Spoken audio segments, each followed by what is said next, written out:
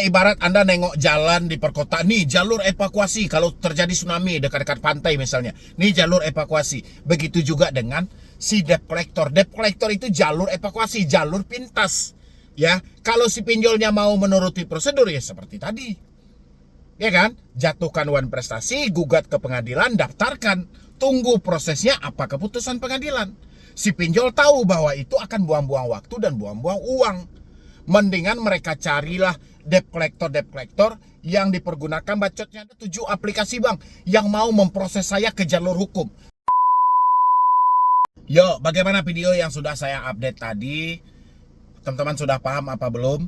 Ya, hari ini ada yang lebih canggih lagi. Saya tidak memunculkan pertanyaannya ataupun pernyataan dari email yang dikirim ataupun DM yang dikirim, ya. Tapi ada 7 pinjol legal sedang mempersiapkan berkas mereka untuk memproses debetur ke jalur hukum. Ya, cemas atau tidak teman-teman semua? Atau malah lari ke kolom komentar, ini konten menakut-nakuti.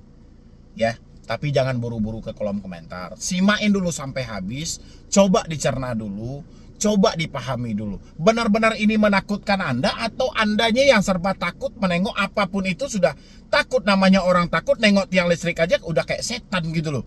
Ya, dalam bayangan dia tiang listrik sesuatu yang menakutkan karena dia sudah ketakutan dari dalam. Ya, tapi alangkah baiknya disimain dulu sampai habis. Kalau sudah paham nanti nggak perlu juga ke kolom komentar. Kalau belum paham boleh dipertanyakan lagi atau memang ada pertanyaan. Tapi ingat, hati-hati buat teman-teman semuanya. Ini area publik dan ketika Anda berkomentar di dalam video ini, di bawah video ini, ya, nanti ada yang menjawab, mengajak Anda ke sini, itu harus hati-hati. Ya, banyak juga beberapa orang yang memanfaatkan situasi kepanikan Anda demi kepentingan mereka pribadi. Ya, dengan dalih mengedukasi, dengan dalih membantu dan segala, padahal niatnya ya ingin memanfaatkan kepanikan Anda hari ini. Bisa juga data Anda digunakan buat minjol kembali dan macam-macam lagi ya. Tapi sebelum saya lanjutkan untuk bahas video ini, buat teman-teman semuanya yang belum mensupport boleh disupport dulu, yang belum mendukung boleh didukung dulu. Yang mau bergabung juga di dalam grup WhatsApp silakan, tapi minimal Anda harus menjadi membership di channel ini sebagai bentuk apresiasi Anda. Tinggal klik tombol gabung yang ada di bawah nama channel, silakan. 7 aplikasi sudah mempersiapkan berkas mereka untuk memproses debetur gagal bayar atau tidak mau membalikan uang pinjol ke One Prestasi. Gila gak? Ya. Panik nggak Anda kalau melihat seperti ini?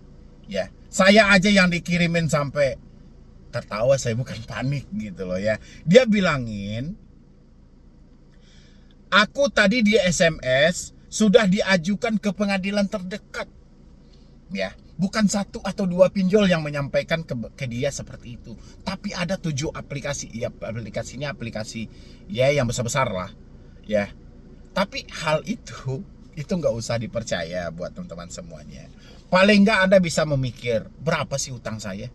Ya, sebesar apa sih utang saya? Sampai 100 juta kah? 1 miliar kah? Berapa sih sebenarnya gitu loh. Apakah jalur hukum ini tidak boleh bang? Bukan saya bilang tidak boleh. Jalur hukum itu boleh. OJK pun menyampaikan, dalam POJK sudah ada, di atas 90 hari pihak pinjol dilarang melakukan penagihan. Boleh mereka melanjutkan dengan menunjuk pihak ketiga ataupun pihak lawyer mereka untuk menjatuhkan ke One Prestasi. Berarti itu dibolehkan. Yang jadi pertanyaan, berapa sih hutang Anda? Ya, hutang Anda itu berapa? Oh, oke, pinjol tidak memikirkan nominal. Oke. Biaya siapa yang nanggung?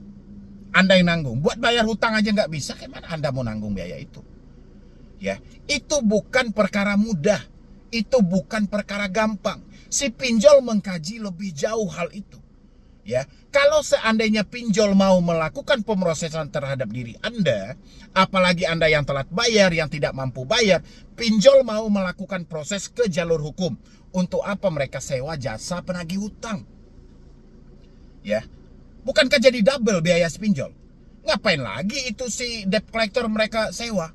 Mendingan langsung aja mereka kirimkan surat undangannya ke Anda, mereka daftarkan ke pengadilan terdekat. Jadi fungsi debt collector nggak ada lagi. Karena si pinjol tidak mau melakukan itu, pinjol mengambil jalan pintas. Ya, pinjol carilah rekan-rekan mereka untuk diajak kerjasama. Pihak-pihak ketiga mereka khusus dari sesi penagihan.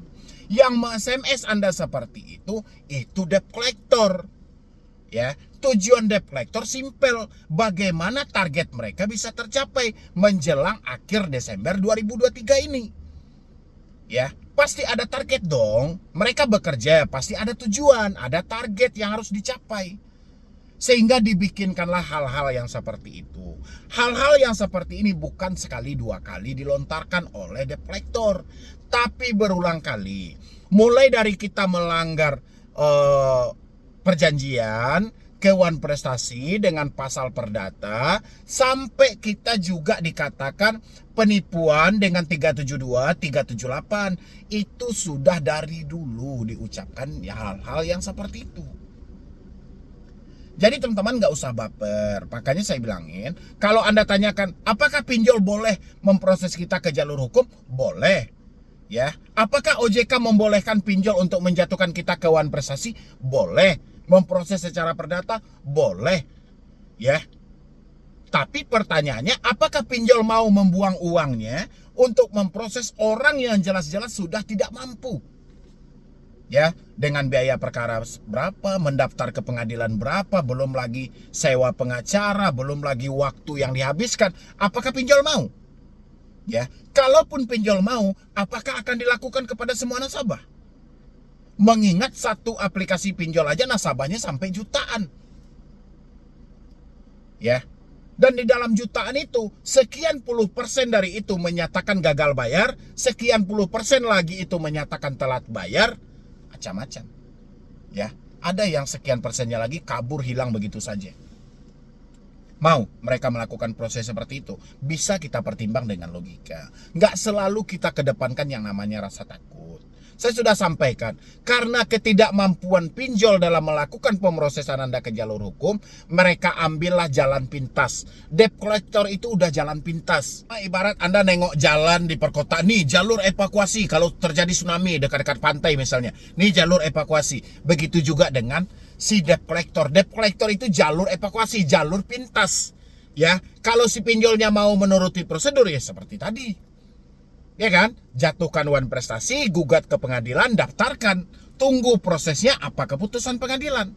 Si pinjol tahu bahwa itu akan buang-buang waktu dan buang-buang uang.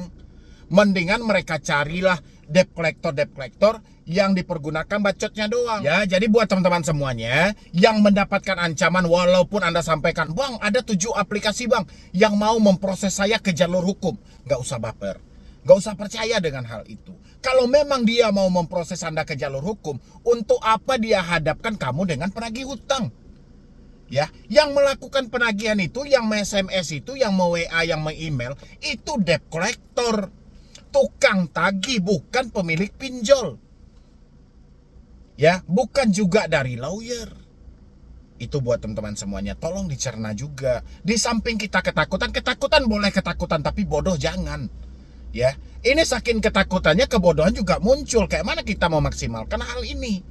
Kayak mana kita mau menseimbangkan ini lagi? Ya, paling tidak ketakutan boleh. Ketakutan itu manusiawi, boleh. Karena kita tidak ada uang, keterbatasan pengetahuan kita, boleh. Ya, tapi jangan sampai ketakutan kita mencelakai kita, sehingga tidak ada yang pintar dalam diri kita. Selalu kita dibodoh-bodohi dengan ketakutan. Jangan sampai ini terjadi. Ini buat teman-teman semuanya. Saya juga khawatir kalau ketakutan ini ada selalu dalam diri Anda. Di luar sana banyak orang yang mengintai Anda, memanfaatkan ketakutan Anda hari ini. Ya, dengan dalih, ayo kita selesaikan aja. Nanti namamu masuk BI checking, nanti ada DC datang ke rumah. Ya, kalau mau saya bantu boleh DM saya. Kalau mau saya bantu hubungi saya. Nanti apa? Mana data KTP-mu? Pinjam aja ini lagi. Pinjam di sini, bayarkan tuh pinjol legal. Tapi di dalam hasil peminjaman dia juga minta bagian mereka. Ya, dengan dalih ya kan kami menyelamatkan. Menyelamatkan kayak mana? Ya, orang dalam keadaan panik, dalam dia tidak mampu berpikir, dimasuki seperti itu, ya jelas mereka mau. Ya, kan saya selalu mengibaratkan Anda, orang yang terjebak pinjol sama kayak orang sakit. Orang lagi sakit, apapun obat yang kita sodorkan, mereka akan telan demi kesembuhan mereka. Ketika obat itu sudah mereka telan, ternyata itu racun. Tambah mencelakai Anda enggak? Atau tambah memperburuk penyakit Anda enggak? Itulah yang terjadi. Banyak masuk ke saya. Bang, saya gara-gara diarahin ke sana malah makin banyak, Bang. Katanya ini pinjol nggak resmi, Bang. Katanya ini pinjol ilegal, Bang. Nyatanya itu pinjol legal, resmi, terdaftar, apalagi coba. Ya, makanya buat teman-teman semuanya, bukan saya melarang rasa takut ada dalam diri Anda, silahkan. Rasa takut itu manusiawi, tapi jangan sampai terlalu berlebihan. Ya, paling tidak di balik rasa takut kita, logika kita tetap jalan, pemikiran kita tetap jalan. Jangan sampai kita yang mencelakai diri kita sendiri. Ya, ini buat teman-teman semuanya. Mungkin dari saya cuma itu aja. Mudah-mudahan ini bisa membantu. Galbay di pinjol manapun insya Allah aman. Satu-satunya risiko yang menanti Anda cuma BI checking.